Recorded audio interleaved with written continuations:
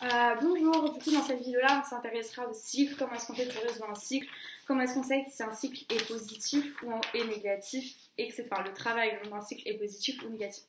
Donc on va faire le QCM 23, donc c'est tous les QCM à la fin du cours 2 parce que je sais plus trop de quelle année c'est. Donc 23, vous avez ce graphique-là.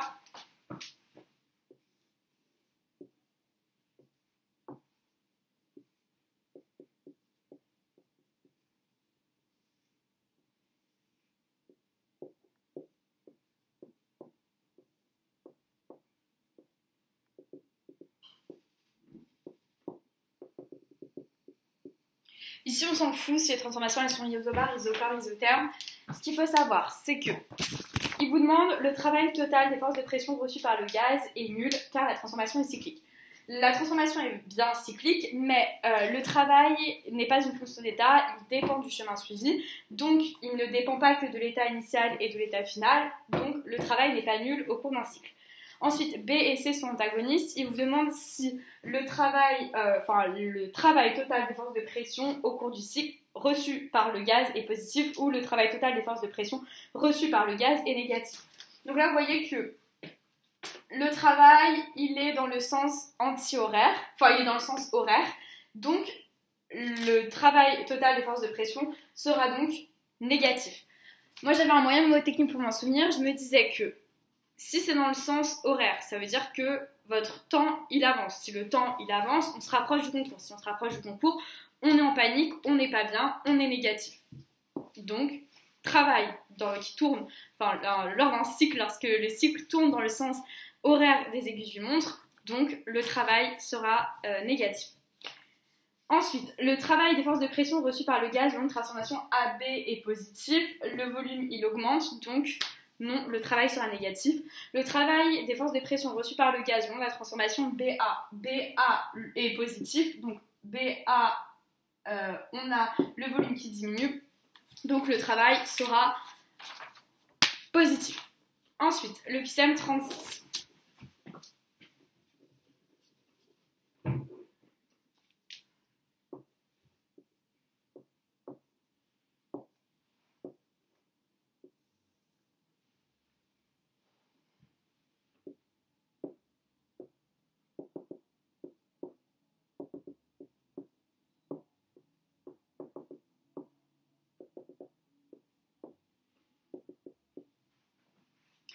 Donc là, A et B sont antagonistes. Lors de la transformation 1-2, la transformation 1-2 est une transformation isotherme. Vous voyez que la transformation 1-2 est constante sur Y. Y représente la pression. Elle est donc constante sur une pression. Une pression constante est égale à une transformation isobare. Ensuite, donc, lors de la transformation 2-3, la transformation est isobare. 2-3 est constante sur X. X représente le volume. Volume constant est égal à une transformation isocore. 3-1 est une transformation isotherme. Donc, il vous avait donné cette information-là. P est égal F de 1 sur V. Donc, ça, c'est la représentation de la loi de la Boyle-Mariotte qui dit en fait que la pression est inversement proportionnelle au volume lorsqu'une température est constante. Donc, c'est bien isotherme. La variation de l'énergie interne au cours du cycle 1, 2, 2, 3, 3, 1 est nulle. Donc la variation de l'énergie interne au cours d'un cycle, l'énergie interne ne dépend que de l'état initial et de l'état final. L'état initial représente l'état 1, l'état final représente aussi l'état 1. Donc oui, la variation de l'énergie interne au cours de ce cycle est négative. Et nulle, pardon. Donc le 38, alors... Le 38, il va y avoir des calculs dessus. C'est quelque chose qui peut faire un petit peu peur, mais il faut vraiment avoir une bonne méthode, bien écrire chacune des informations qu'on vous donne, et normalement ça devrait aller. Donc, on représente le cycle comme ça.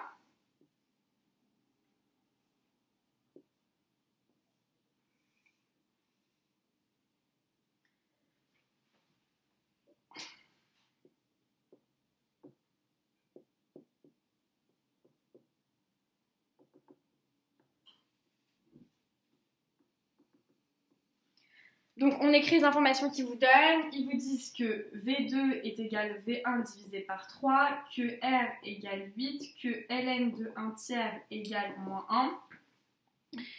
Et ensuite, moi je faisais un espèce de petit tableau et vraiment je vous conseille de le faire parce que ça permet vraiment de bien voir les choses. J'écrivais que 1 A2, A3. J'écrivais que 1, 2 constant sur Y, donc c'est isobar. 2, 3 constant sur X, c'est isochore.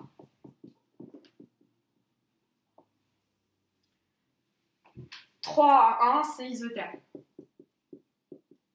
Ensuite, je soulignais les informations les informations qui étaient pareilles entre guillemets. Là, je vais vous les mettre de la même couleur. Par exemple, ils disent que P1 est égal à 10 puissance 5 Pascal. 10 puissance 5 Pascal. Donc, j'écrivais P2 égale 10 puissance 5 Pascal. Ils vous disent que T1 égale 300 Kelvin. Donc, T3 égale 300 Kelvin. Et ils vous disent que c'est une mole d'un gaz parfait. Donc, N égale 1. Bon, ça, je ne l'écrivais pas. Enfin, une mole. Bon, ça, je ne l'écrivais pas à chaque fois. Mais voilà. Donc, la question 1, il vous demande est-ce que le volume V est égal à 24 litres. Donc, on a P1, on a T1, on a R et N. Donc, on applique la loi des gaz parfaits.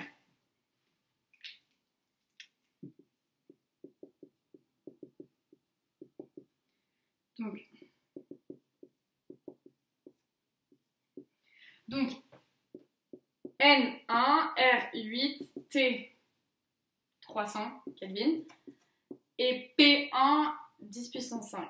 Donc V1 c'est égal 8 fois 3 fois 10 puissance 2 fois 10 puissance moins 5. V1 est égal 24 fois 10 puissance moins 3 est égal 24 litres. Donc là j'écrivais V1 égale 24 litres et la A est bonne. Donc, je vais vous faire une petite aparté sur les puissances. Donc, 1 sur 10 puissance 5 égale 10 puissance moins 5. Si j'ai 10 puissance 3, j'aurai 1 avec 3 zéros. Si j'ai 0,0005, j'aurai 1, 2, 3, 4. Là, on part bien du premier zéro. 1, 2, 3, 4. Donc, ça veut dire que c'est 5 fois 10 puissance moins 4. En fait, faites juste compter les zéros et vous trouvez les bonnes réponses. Voilà, c'est juste à partir. Donc, à l'état 2, P2 égale 10 puissance 5, donc ça c'est vrai. V2 égale 8 litres, on verra ça après. Et T2 égale 300 Kelvin. Ah, T2 est égal 300 Kelvin, en sachant que T1 égale 300 Kelvin et que la transformation est isobar et non une transformation isotherme. Donc, théoriquement, enfin, on ne sait même pas que théoriquement, cette réponse-là sera fausse. En revanche, je vous conseille quand même de le calculer parce que c'est bien d'avoir... après, vous vous demandez le travail reçu par le cycle, travail total, travail reçu par le gaz au cours du cycle est égal à moins 800 joules. Donc en fait, ils vous demanderont le travail total, donc c'est mieux de le calculer. Donc, ils vous disent que V2 est égal V1 divisé par 3, donc V2 égale V1 divisé par 3, V2 est égal 24 divisé par 3 égale 8 litres. V2 égale 8 litres, ce qui veut dire que V3 égale 8 litres aussi, vu que la transformation est isocore. Ensuite, on applique la loi des gaz parfaits. P2 fois V2 est égal nRT2. T2 est égal P2 fois V2 divisé par nR. T2 est égal P2 10 puissance 5 fois V2 8 fois 10 puissance moins 3. Pas oublier le moins 3 vu que là on le donne en litres, il faut le transformer en mètres cubes. Divisé par 1 fois 8, on barre les 8, tac tac, on se retrouve avec 10 puissance 5 moins 3 est égal 10 puissance 2 est égal 1 avec 2 zéros derrière, égale 5 Kelvin. Là j'ai écrit avec la même couleur mais c'est juste parce que j'ai pas d'autres couleurs, mais ça n'a rien à voir. Ensuite, donc la question D, le travail reçu par le gaz au cours de la transformation 1-2 est égal à moins 1600 joules. Vous savez que c'est faux parce que le volume diminue, donc forcément le travail va être positif. Donc cette réponse-là est fausse. Le travail reçu par le gaz au cours du cycle est de moins 800 joules. Donc moi je faisais 3 cases.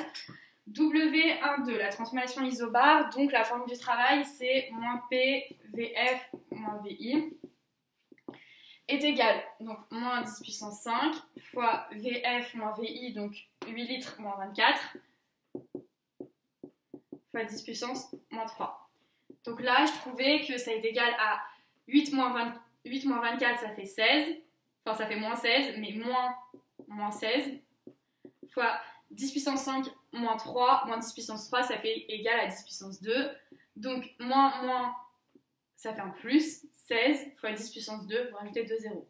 Donc ça fait plus 1600. Et donc du coup, la réponse d'avant était bien fausse.